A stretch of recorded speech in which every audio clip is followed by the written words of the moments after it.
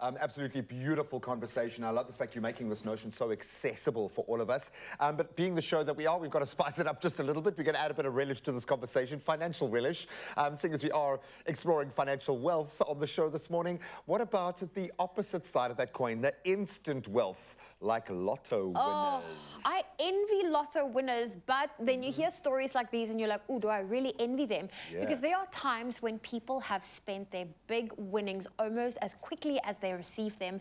And we're going to take a look at some of the infamous stories about internationally and in South Africa where winners were unprepared to be responsible with such large sums of money. It's hectic. So this is going to bring you crashing right back down to earth, just like the English gent named Michael Carroll, who won only £11.4 million.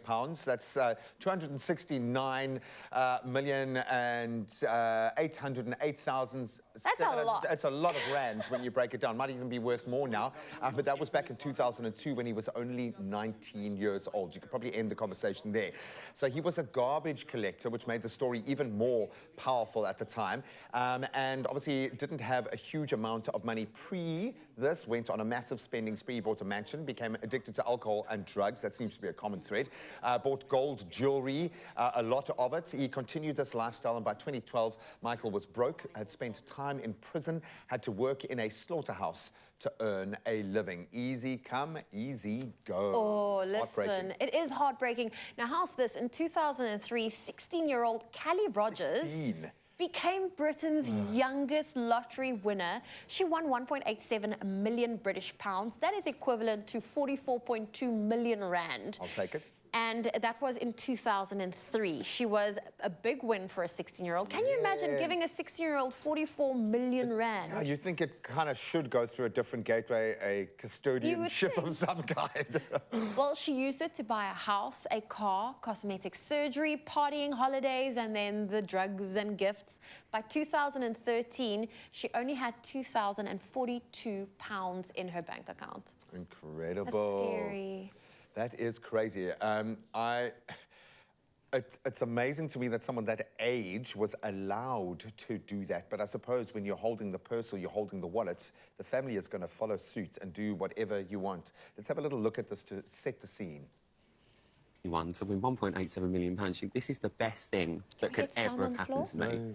But you genuinely do wish it never did, don't you? Yeah, I just wish I was a bit older at the time of winning it, because I think at 16 you're still just a child, and overnight you've just got to grow up and become an adult, which was really difficult. And we asked about, obviously, what you spent it on. You've been very vocal. You said you spent 18,000 on 3 boob jobs. Yeah.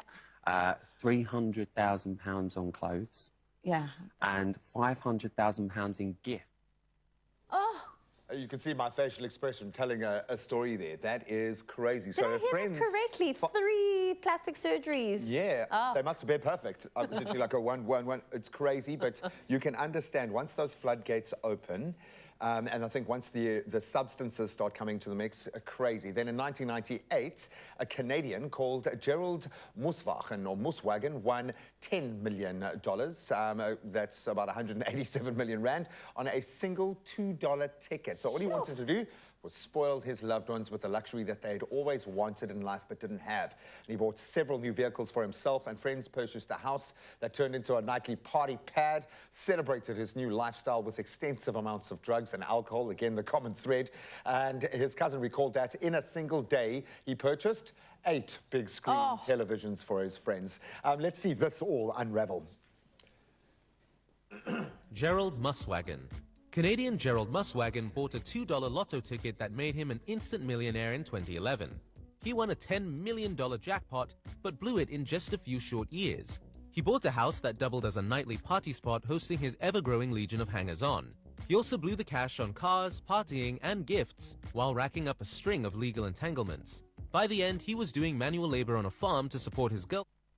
Oh, that would break my heart. And it sounds even worse when you hear internet voice man explaining Voicing his misery is just so emotionless. It's, Yeah. Oh, shame, man. Well, we actually have a local South African by the name of Jason Canterbury who won 6.7 million rand in 2003 at only the age of 18. Again. And he started living too lavishly. He bought a home in Kuils River and added a VW Combi and a Toyota RAV4 to his assets.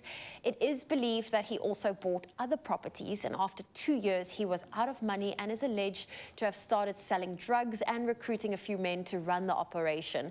But I mean, the idea of 6-point-something million sounds a lot, but in today's age, break it like, up, you yeah. can hardly buy a house. Well, yeah, the thing is, if you've got expenses in your life, you are used to breaking those things down. And when you start to add all of those expenses up, things like schooling and all of the bigger things, as you progress, you start to see that chunk getting smaller and smaller. That pie chart becomes infinitely more segmented, and you begin to understand age and temperament do come with the responsibility. You've got to learn these lessons. And luckily, you don't have to go it alone. You can plug into mentors, people that are there to help us get through these. And I think most importantly, you need to keep those governors around you.